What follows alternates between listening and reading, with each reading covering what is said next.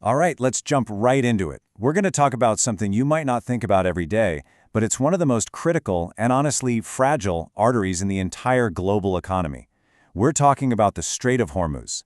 And what happens in this tiny stretch of water? Well, it definitely doesn't stay there. It affects pretty much everyone on the planet.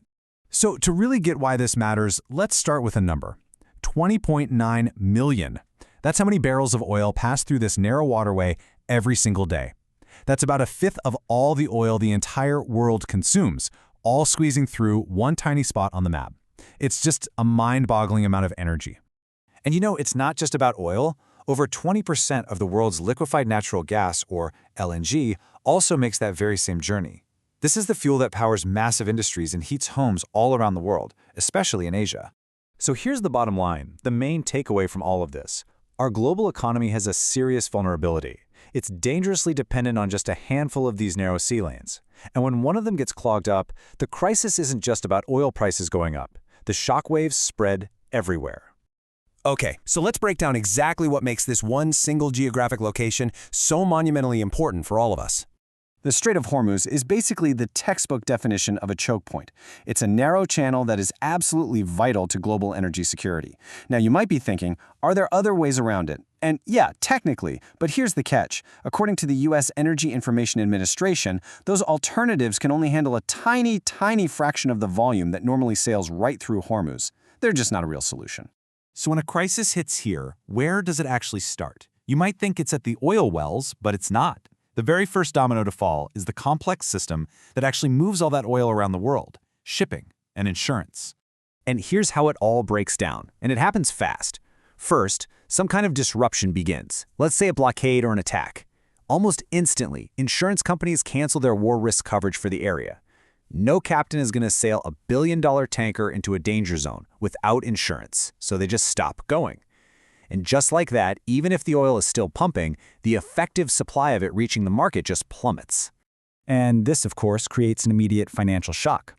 The few ships that are willing to take the risk, or maybe they're already stuck there, suddenly become incredibly expensive to hire. The U.S. Energy Information Administration reported that shipping rates just skyrocketed to their highest levels in well over a decade.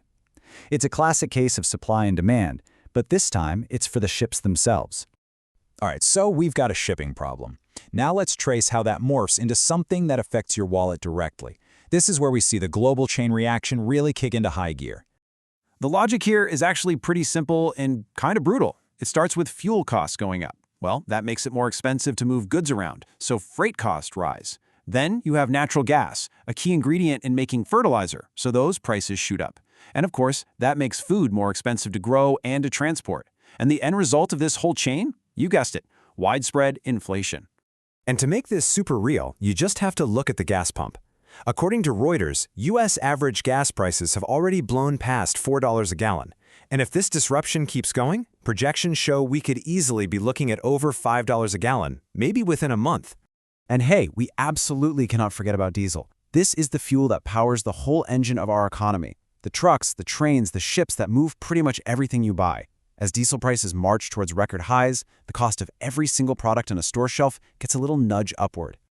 So we've seen how the shock spreads out. Now let's zoom out and look at where it's landing the heaviest blows. And while this is for sure a global problem, it is very much an Asia-first story. I mean, just look at these numbers. They are staggering. A whopping 83% of all the liquefied natural gas that travels through the Strait of Hormuz is headed straight from markets in Asia. We're talking about economic giants like China, India, and South Korea that are deeply, deeply dependent on this one single choke point staying open.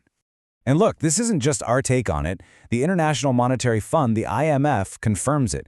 They stated very plainly that it's the large energy importers in Asia and Europe who are bearing the brunt of this crisis, facing higher costs for absolutely everything, from fuel to manufacturing parts. This brings us to the most important question of all, right? What happens next?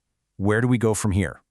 Well, as we see it, there are basically three paths this crisis could take. But hold on, before we get into those scenarios, let's address the big question that I'm sure a lot of you are thinking. Can't OPEC and its allies just, open up the taps, pump more oil, and make this whole problem go away? It's a perfectly logical question, but the answer, unfortunately, is a hard no. And the reason why is so important to understand. This is a logistics crisis, not a production crisis. Pumping millions more barrels of oil in Saudi Arabia doesn't do any good if the tankers carrying that oil can't physically get out of the Persian Gulf to deliver it. Okay, so here are the 3 paths forward. First, a short disruption, maybe a few weeks. That would mean a sharp price spike, sure, but markets would probably adjust. Second, a medium disruption, lasting a month or 2. That could keep oil prices stuck above $100 a barrel, making inflation really hard to tame. But it's that third scenario, a long disruption, lasting into mid-May or beyond, that's where the real danger is. JP Morgan warns oil could spike to $150 or even higher, and that dramatically increases the risk of a global recession. And that really just leaves us with this one final thought. The stability of our entire global economy, everything we rely on, can be held hostage by a single, narrow strip of water. It's a pretty stark reminder of just how interconnected and maybe how fragile our world truly is. One choke point, with consequences for every single one of us.